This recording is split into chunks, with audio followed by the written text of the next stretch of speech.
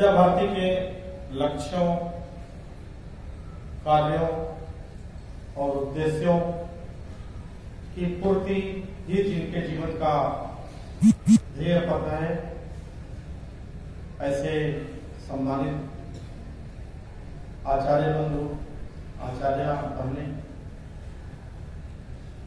और जिनके लिए यह मंदिर है,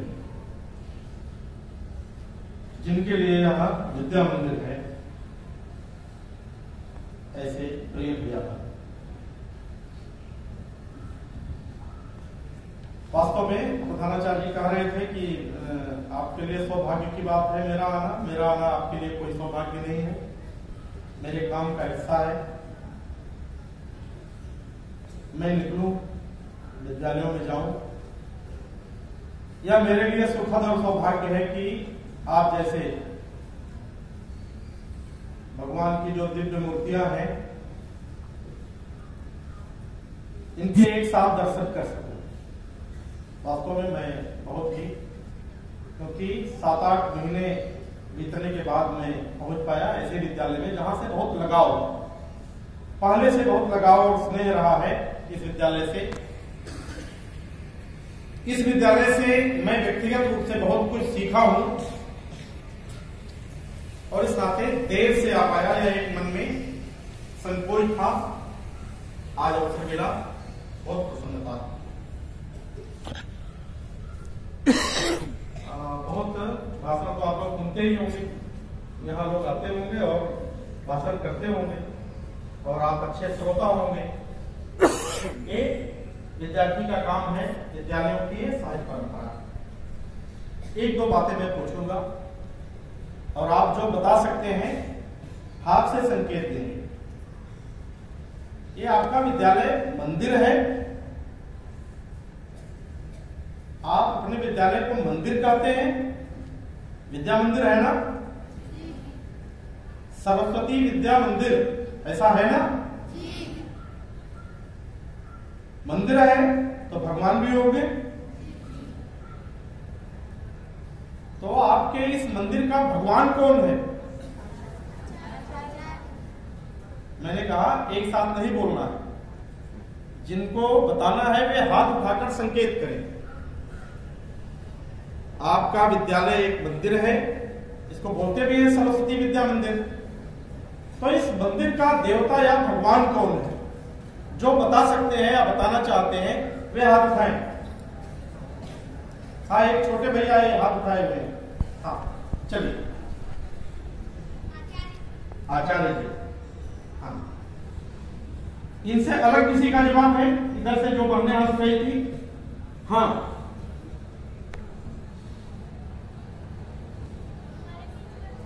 हमारे प्रिंसिपल सर। हाँ, ठीक। और कोई इनसे अलग किसी का जवाब हो? हाँ, सरस्वती माता। ठीक, बैठिए। और कोई? ये जवाब नहीं है, कुछ जगह से आवाज आ रही है। सामूहिक उत्तर मतलब कुछ नहीं होता। हाँ, जो हाथ उठाए, जो हाथ उठाए भैया। प्रबंधक सर। ठीक, अब आप हंस रहे हैं क्यों भाई? जब ये सबको आजादी है, हर आदमी अपने हिसाब से जवाब दे सकता है, तो हंसने का क्या मतलब? और किसी को मेरा जवाब नहीं आया? हाँ, एक बहन हाथ उठाई हुई है। हाँ, आप भी खड़े रहो। हाँ, समस्त गुरुजन। हाँ, आप क्या बताए? हम लोग। ठीक, और कोई?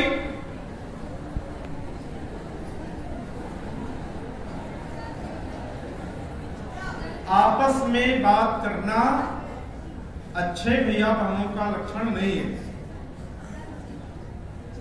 और मुझे जो पता है, मुझे यह जानकारी है, इस पूरे क्षेत्र में इस विद्यालय की बहुत प्रतिष्ठा है।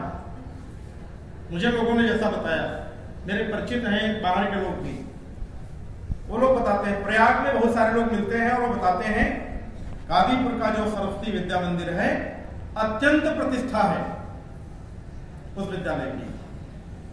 तो जहां बहुत प्रतिष्ठा है वहां अनुशासन भी होगा। और अगर आप बोलेंगे तो ये पता चलेगा कि अनुशासन तो कमजोर है। तो चलिए, वो बहन जो दूसरी थी वो फिर से खड़ी हो जाए। आपका कुछ अलग हो गया? हाँ बताओ, 1 मिनट।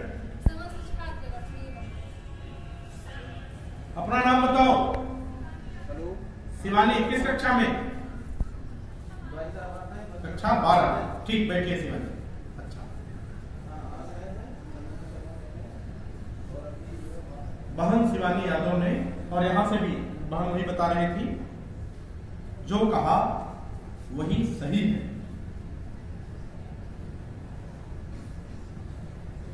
मंदिर देवता के लिए होता है, और देवता क्या करते हैं मंदिर में? मंदिर में देवता बैठते हैं, स्थिर बैठते हैं ना। और पुजारी क्या करते हैं?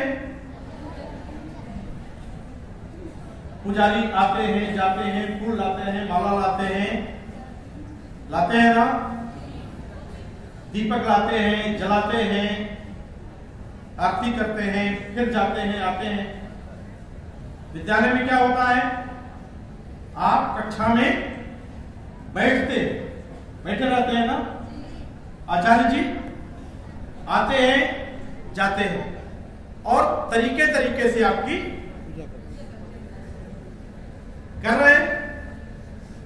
क्योंकि विद्या भारती के आचार्य जी, शिक्षक जब सुबह घर से चलते हैं तो स्पष्ट रूप से उनके मन में कल्पना है, मैं विद्या मंदिर जा रहा हूं और जो मेरा काम होगा दिन भर का वो मेरी पूजा होगा। ईश्वर की आराधना एक विषय है, मां सरस्वती की पूजा बिल्कुल ठीक है। लेकिन हमने इसको विद्यालय नहीं कहा, हमने इसको मंदिर कहा है।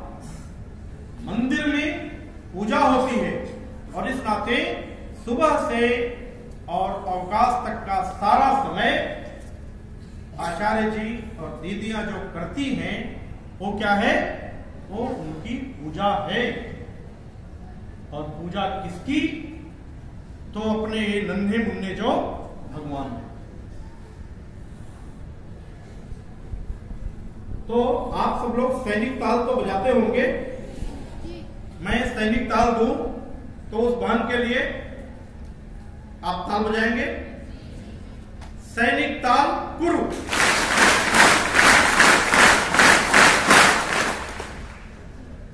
कुछ लोग सीमाएं तोड़ जाते हैं, या कुछ लोगों को पता नहीं क्या सही क्या है। इस मंदिर के देवता आप हैं, हमारे बच्चे, जिनके लिए ये विद्यालय है, जिनके लिए बहुत सारे लोग आते हैं, जिनके लिए माननीय प्रबंधक जी अपनी प्रबंध समिति के साथ बैठकर और वर्ष में कई बार विचार करते हैं, यह मंदिर और अच्छा कैसे हो, मंदिर के देवता की पूजा आराधना और कैसे हो। और कहते हैं जहां रोज मंत्र का जप होता है तो मंत्र सिद्ध हो जाती है, जहां मंत्र सिद्ध हो जाती है वह स्थान सिद्ध हो जाता है, और जो स्थान सिद्ध हो जाता है वहां के देवता का प्रभाव बढ़ जाता है।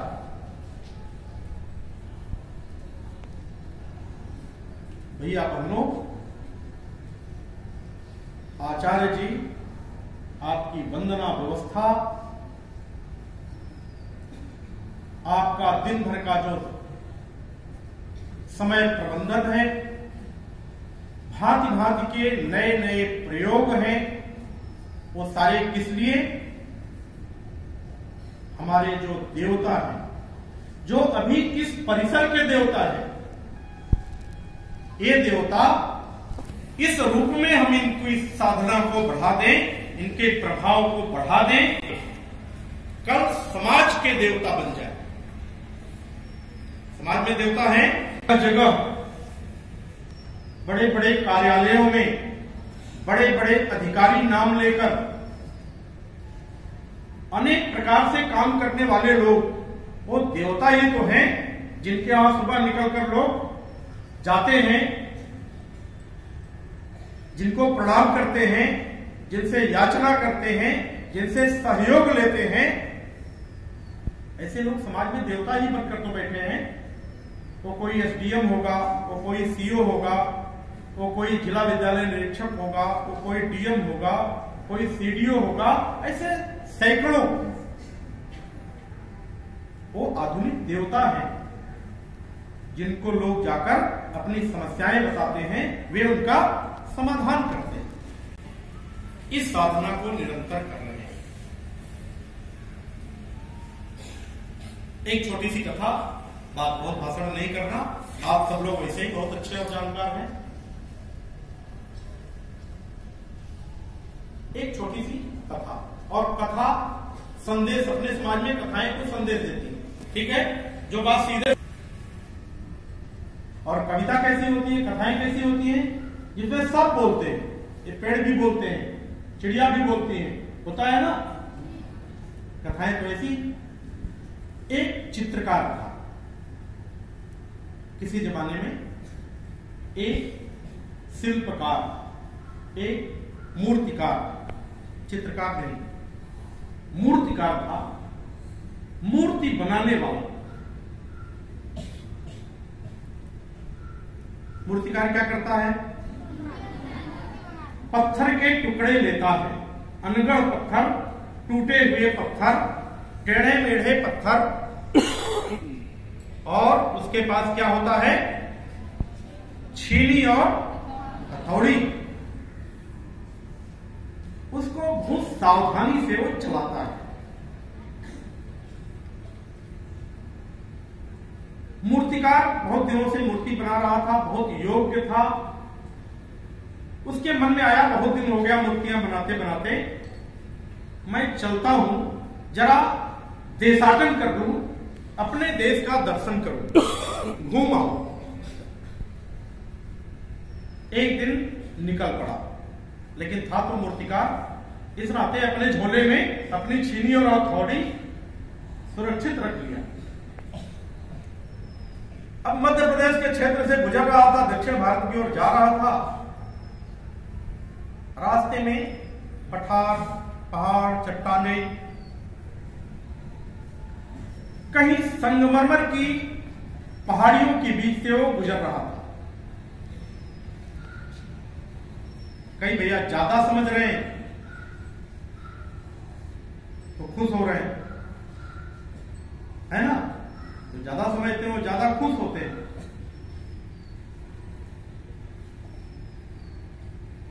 सब लोग सुन रहे हैं, ठीक है, आप प्रसन्न होइए, दूसरे को मत टोकिएगा। तो संगमरमर की पहाड़ियों से गुजर रहा था, तमाम टुकड़े इधर उधर पड़े थे। अचानक उसके मन में आया, क्या सुंदर टुकड़े हैं, इनसे कितना सुंदर मूर्ति बनेगी। सोचता है फिर, अरे मैं तो घूमने निकला हूं, इस समय क्यों मूर्ति बनाना। फिर उसका मन करता है, नहीं, इतने सुंदर पहाड़ हैं, इतने सुंदर संगमरमर है, तो कोई मूर्ति बनाना चाहिए। वो एक टुकड़ा उठाया और बैठ गया उसको मूर्ति बनाने। जैसे ही उसने छीनी लगाया और हथौड़ी चलाया, एक चोट मारा और एक टुकड़ा निकला, पत्थर के अंदर से आवाज आई, अरे दुष्ट क्या कर रहा है। उसने देखा, अरे ये पत्थर तो बोल रहा है। दूसरी बार फिर छीनी हथौड़ी चलाया तो उसने कहा, अरे काटेगा क्या। थोड़ा रुका, फिर चलाया, अंदर से गाली आने लगी। थोड़ी देर कोशिश किया, हर बार वही प्रक्रिया, अपशब्द, उसको गुस्सा आया, उठाकर फेंक दिया।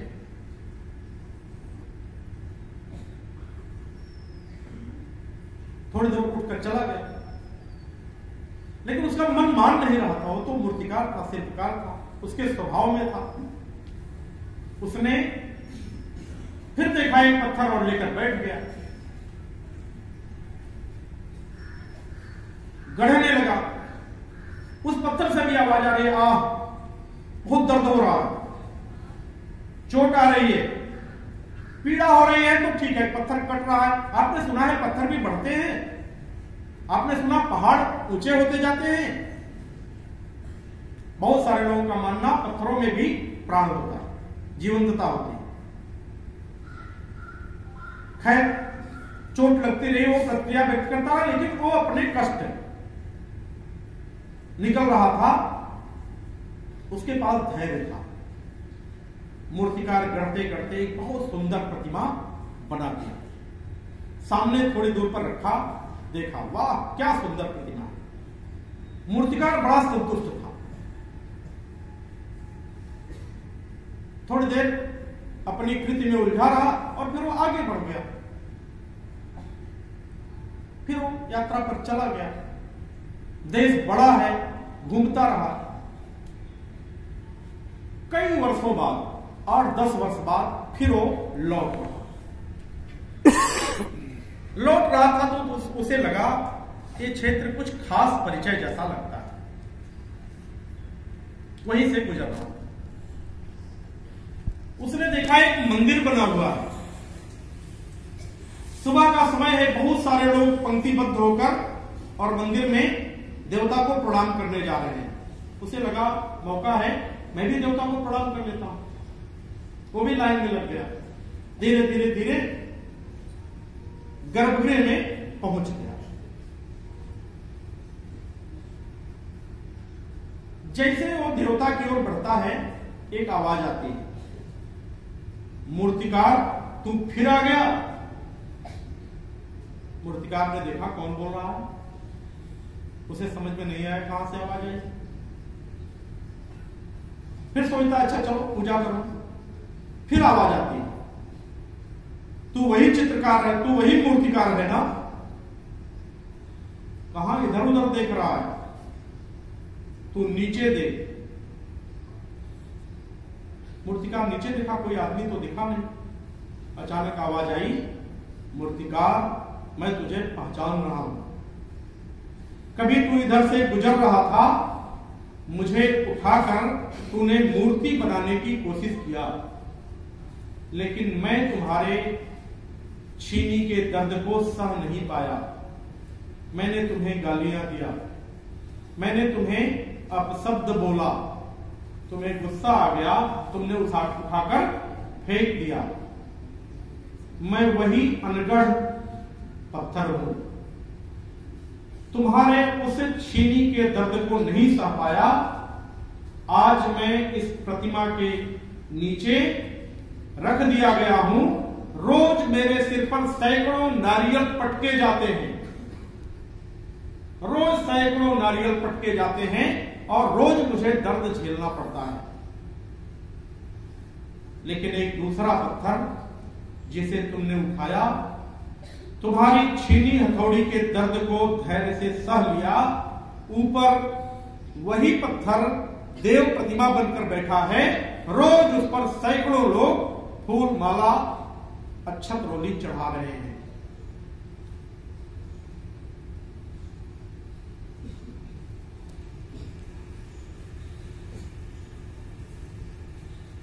मूर्तिकार धैर्य से एक कदम आगे बढ़ा, प्रतिमा को प्रणाम किया और वापस आया।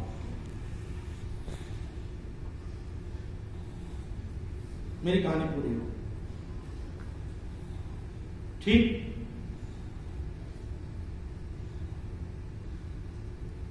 आपको समझ में आ रहा है मूर्तिकार कौन है?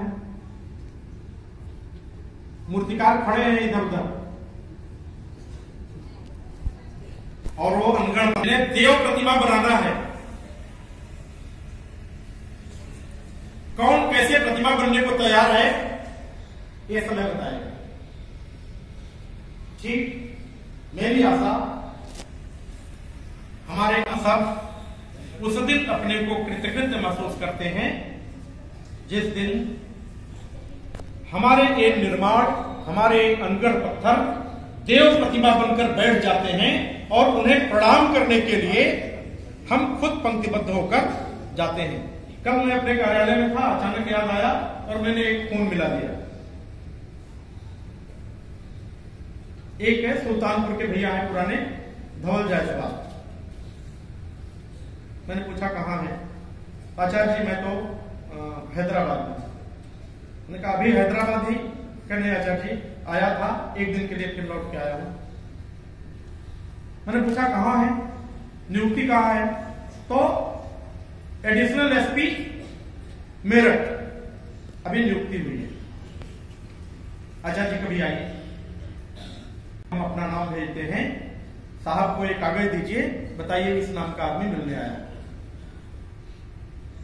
मेरी आशा, मेरा विश्वास हमारे एक भैया बहन इसी रूप में विकसित हो, आपको समाज द्वारा स्वीकृत देवता के रूप में, समाज द्वारा स्वीकृत विशिष्ट लोगों की श्रेणी में देखकर, पाकर और वहां भी पंक्तिबद्ध होकर कागज भेजकर मिलने में हमारा जीवन धन्य होता है, हमारा जीवन कृतकृत्य होता है। इस पर आप सबको इतना बड़ा बनाएं, इस पर आपको बड़ा बनने का धैर्य दें, इस पर आपके मन में बड़ा बनने का संकल्प दें। हमारे आचार्यगण अपने किए हुए संकल्पों को पूरा कर सकें, इतनी बात करते हुए